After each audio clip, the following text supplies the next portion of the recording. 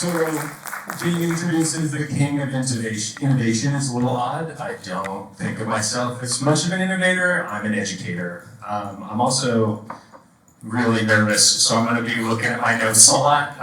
They said there was only going to be a few of you guys here. So, thanks for coming.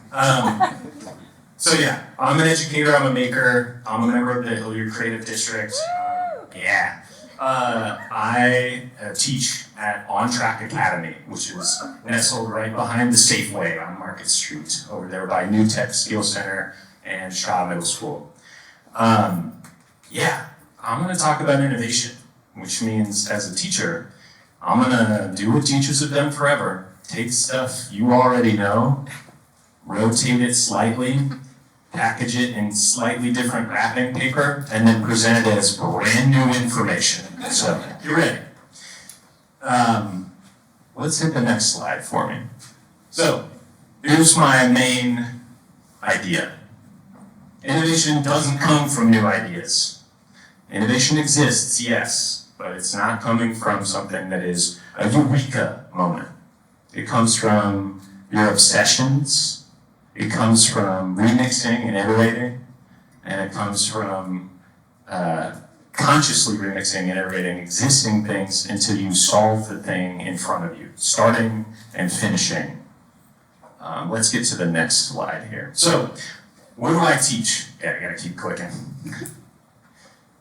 What do I teach? I'm an electives teacher at a public alternative school. If you don't know about us, you're about to learn a lot more, but please come and check us out. I'm a digital media specialist, so I teach a lot of things that start on a computer in my classroom, which is more or less a makerspace. And we're a largely project-based environment. So in some ways, I can say that I teach projects. I don't really teach something that's like as clean edges as maybe like a math class or an ELA class or even an art class. A lot of weird stuff happens in my room, and that's how I like it. We use tools like Photoshop, Illustrator, and Premiere and Lightroom, so check. Got the Adobe plug in there. You're welcome, Adobe. I am a fanboy, though. We've got laser cutters and 3D printers, spray paint, sewing machines, cameras, photo printers, and like so much super glue. We are always out of super glue. We need more. In my class, I use obsession as a starting place. I train my students to remix and iterate their way through the process. And I don't really see myself as an artist. Like, Rose comes up here and like, yeah, I'm an art teacher, I'm an artist. Like, I don't know if I'm bold enough to own that identity. I call myself a maker. And I can get into the specifics later if you want, but I'm more concerned with making stuff exist than how I got to the final product. And I try to train my students in the same way. We're starting things, but more importantly, we're finishing things. So I've been pretty intimidated. I probably rewrote the speech like 6 times, iterated my way through it. I was up till 11 last night trying to get the slides done so I could send it over. So thank you for your patience, Sean. But I get the sense that I know you guys already, or at least a version of you. So here's the crowd participation moment. Feel free to raise your hand, or maybe give me a nod, or just show some silent acknowledgement. You don't have to participate if you want to. Raise your hand if you're a doodler. Yeah, that's most of the room. If you ever got obsessed with like one series of books, or games, or films, or TV, yeah. If you've ever felt like you're swimming upstream with institutions, especially schools, yeah, me too. Maybe you've even thought that school wasn't really for you. My back of the class kids. I see you guys back there. Yeah. Or maybe you loved like the one class, and then you tried to take that class as many times as you could, right? Or, this is the important one, maybe you had an experience, a transcendent experience, where like you found a stick, like the coolest stick ever, and it was suddenly like a wand or a lightsaber or Gandalf's staff or something, right? You're my people. I teach students just like you. They're between freshmen and seniors in high school. And I really expect that many of my students are going to end up in this room in a couple of years, which I'm thrilled about. This is a really cool organization that's doing amazing things for our city. And the more we get our youth involved early, I want to get my kids at this thing too. Let's do a field trip. Okay, so yeah, most of my students are creative. They're curious, they're smart, they want to learn, but I'm at an alternative environment, which means that many of my students have experienced something in their life that has held them back from academic success, let's say. They've been burned by their school experience. And they've been told that the things that they enjoy are generally a time sink at the best, and maybe at worst a frivolous waste of time, right? You ever have somebody look at you like doing the thing again and just go, oh, I wish you would get a job, right? Our high schoolers are very much that way. They just need somebody to kind of believe in them and get ready to like listen to the things that they care about. And that, for that reason, they don't really trust things that looks like school, taste like school, smell like school, right? They've like had that on paper academic failure. And so my institution, On Track Academy, is built for those kids. We fill our building with between 300 to 500 high schoolers who are just like you, who have experienced all sorts of things, who've got all sorts of interests, and something didn't work in the traditional environment, and so they got to come to our school. We started with a single classroom about 17 years ago. Our founding principal noticed that Spokane had this need and doggedly, passionately followed that through all of the iterations to get to where we have now. About 4 years ago, Spokane voted in a bond, maybe a little bit before that, and they built us a brand new building after 15 years. So keep voting for library bonds, keep voting for school bonds. I'll be honest, all the dope shit we have in Spokane is because somebody put it on a ballot and we can vote for it, and then creatives get a chance to use that. Right? So, let me give you a little bit more context about my school, and we're going to keep as sort of an idea of what innovation can look like. I do think On Track is among the most innovative school buildings in our greater Spokane area. Sorry, it is what it is. So our model. Teams of teachers operate in essentially single-room schoolhouses. You usually get a STEM teacher and a humanities teacher partnered up, and they get a group of students who are assigned to them as their homeroom. Wildly different than the 6-period day where your one teacher is seeing 120 students over the course, every 53 minutes over the course of your whole day, right? Our students get to join this classroom where they get to know their teacher really well, they get to know their other students really well, and we kind of treat it like it's sort of an elementary school with that homeroom model with the community college feel of like, you really get to kind of choose what to opt into, where to go, that kind of stuff. What we do is based on and predicated on relationships. At its core, On Track requires relationships.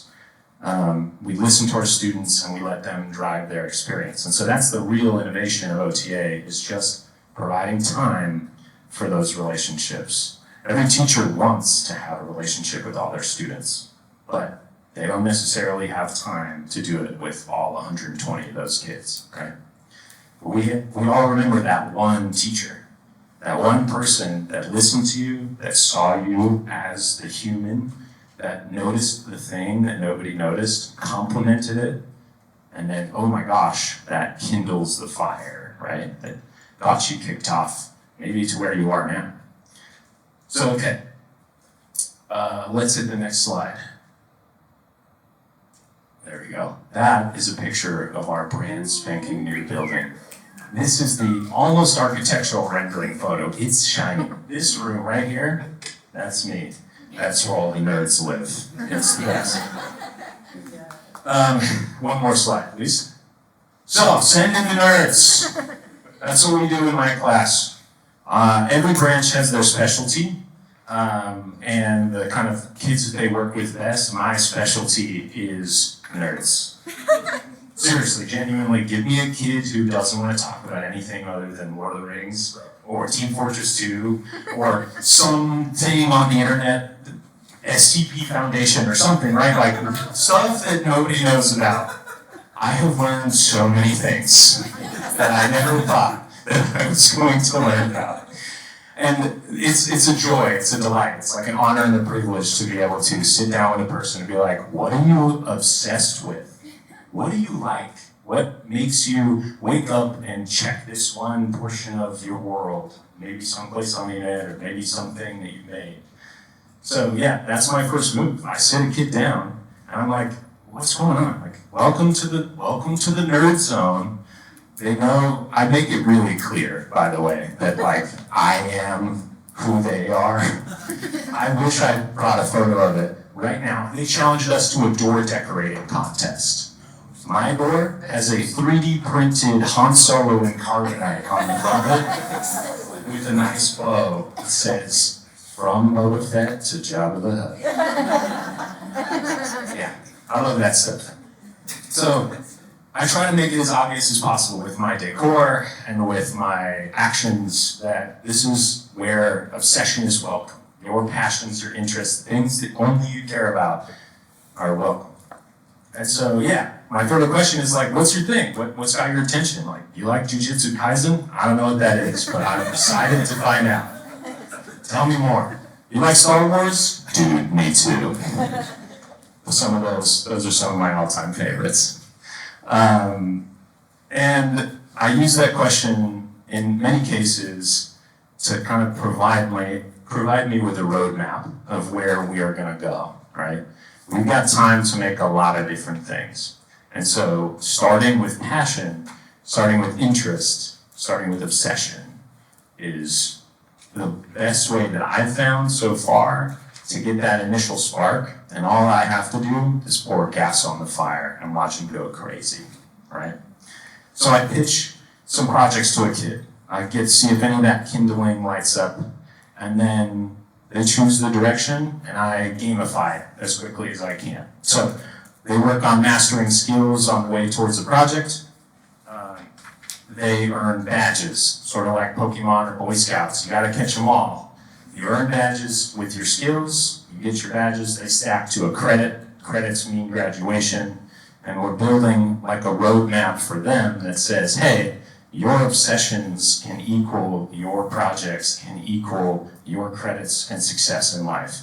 Where most of these students have had almost exclusively experiences where the things they were interested in were not the stuff that was going to give them success, or the system wasn't designed to support them being the way that they were, right? Okay, so obsession as a starting point.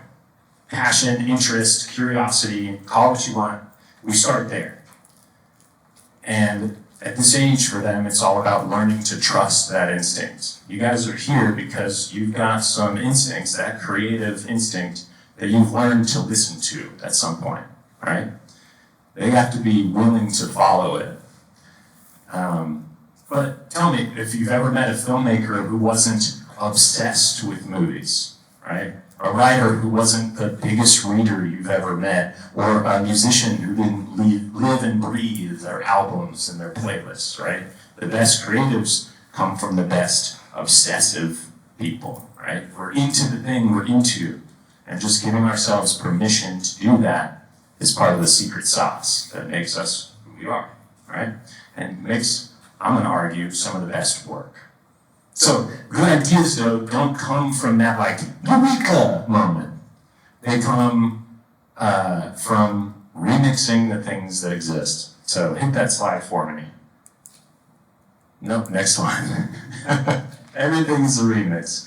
I'm a firm believer in the remix method by Kirby Ferguson, or to put it another way, there's nothing new under the sun, which I think is from Ecclesiastes. That's the Bible, folks. Star Wars is a remix of everything that George Lucas is obsessed with. The iPhone is a remix of everything that Apple could steal from the existing environment, right?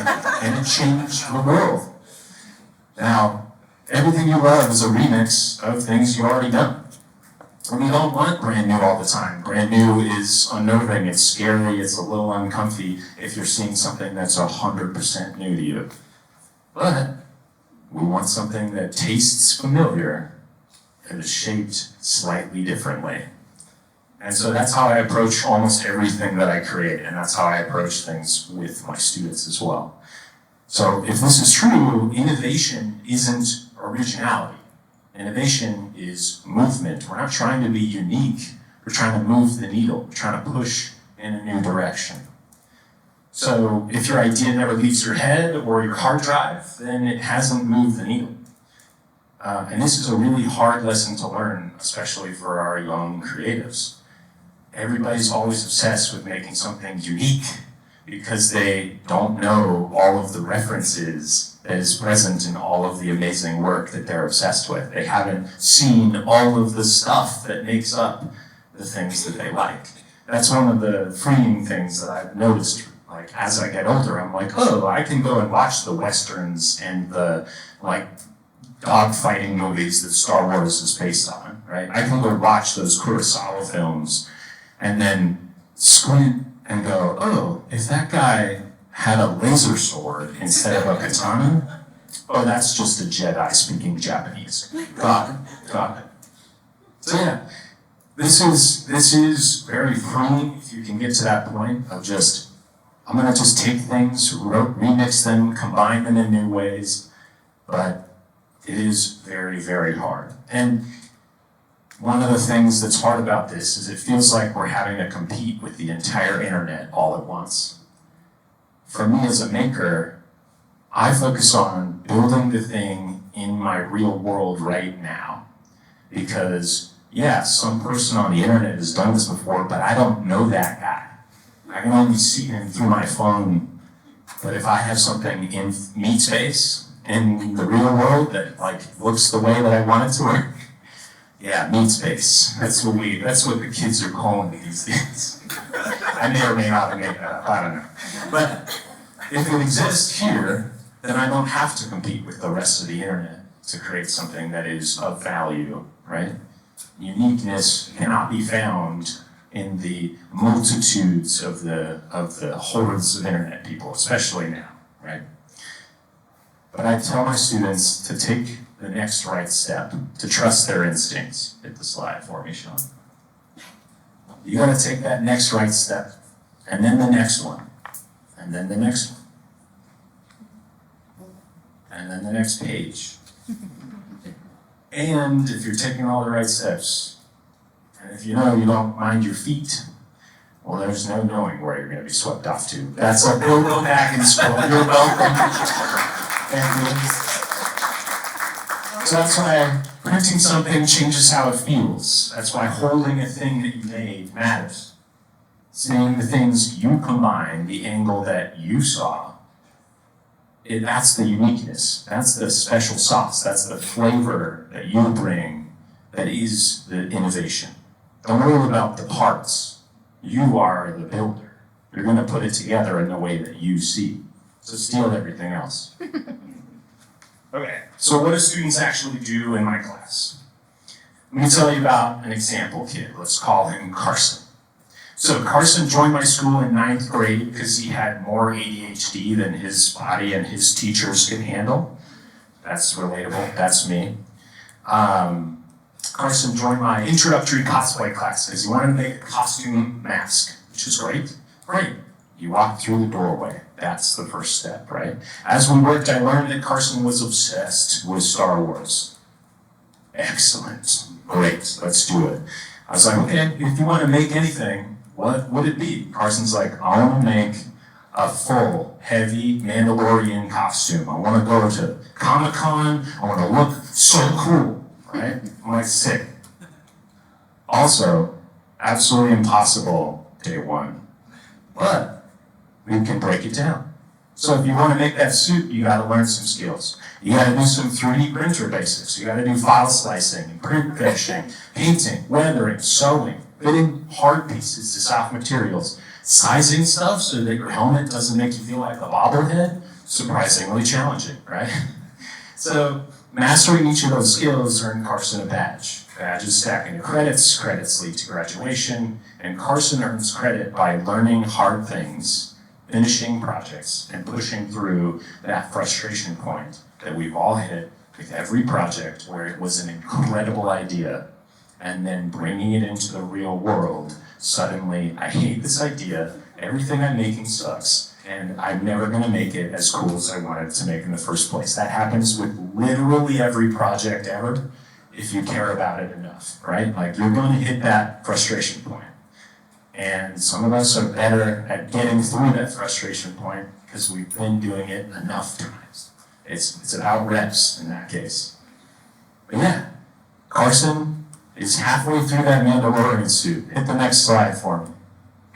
Here's Carson.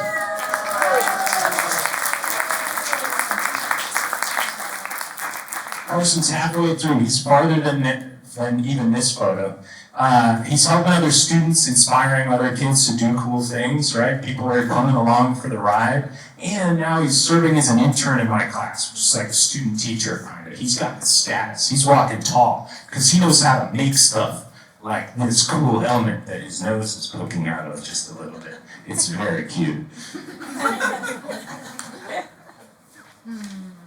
So yeah, we took something that we knew existed already. We didn't make Carson 3D model this helmet from the ground up. We just grabbed a file, we printed it and said, you're gonna learn something along the way because you're gonna finish this project, right? So at my school, we also take kids like Carson, all the awesome nerdy stuff that gets made in my class, and we present it at Live City Comic Con every year. Yeah, it rules. My students present all of their sessions for the world to see for the right audience, right? It's about finding your people who are gonna appreciate the things that you appreciate. So we put them on the biggest stage Spokane has for that kind of nerdy stuff. And we have a big sign over our table that says, "We made this at school." It's the best. So yeah, we believe that showing your work is important, right? If I make something and it just goes in my hard drive, I haven't moved the needle, I haven't done anything. But even sending your design, like a text, to somebody and say, hey, look at this thing. That's changed the world just a little bit, right? And it changes your relationship to that thing when you do that, right? So 3 times a year we do this. We do something terrifying. We invite the public to our high school. We've already done one. We've got another one coming up in March. Students stand next to the things that they make and they talk about them. And let me tell you, it is spectacular, right? Not every kid comes through my class. Not every kid is doing this. Every kid in the building gets the opportunity, though, to show off what they make. And we give our guests specific instructions. We say, you're not there to judge their work. You're there to ask questions. You're there to get stoked. You're there to be that adult who's valuing their effort and your time just to make something because you can. You have the time, right? Once you graduate high school, you realize, man, it was good years. All I had to do was show up and have somebody tell me what to do. Easy. I got lunch every day. Come on. But they don't know that yet. They're not sure if people care about the things that they make. They're not really sure if, oh, is this worth my time? Let me tell you, having an adult that you don't know come up to you and say, whoa, this rules, changes their outlook on what is possible for them and their life, no matter what they made, no matter how big of a deal it was. It might be a cool Star Wars helmet, it might be a paper they wrote, but having somebody come and look them in the eyes and say, wow, you did this? That's crazy. That is huge. And it changes us, like the teachers. I get to watch that kid grow and stand a little taller and be like, when's the next showcase? I'm ready, right? And it pours so much fire on that spark. So I want to invite every person in this room to be that adult. Hit that slide for me. We've got a showcase coming in March. Take a photo. I've got the date, but also you can RSVP with that QR. I would love to invite you, and I'm going to get this on the calendar so that they can talk about it every month. I want you to come to the one in March. We've got another one in May. We'll keep those on the calendar too. But I want you to be that adult. Be that audience member that says, tell me more. And you can watch the light brighten and brighten for these kids. They're terrified, dude. Talking about stuff you care about sucks. It's scary. I know. I'm experiencing it right now. But you have been an incredible audience. I'm learning a lot just being here. So yeah, come see what happens when students follow their interests, follow their obsessions, remix existing products, and learn what it takes to finish things. So, let me wrap this up. Hit the slide for me. This is where I take a chair and I rotate it. This is my cool teacher moment, right? Listen here, kid. Let me tell you something. Don't chase originality. Chase curiosity. Don't wait for the next perfect idea. Take the next step. And the next step. And the next step.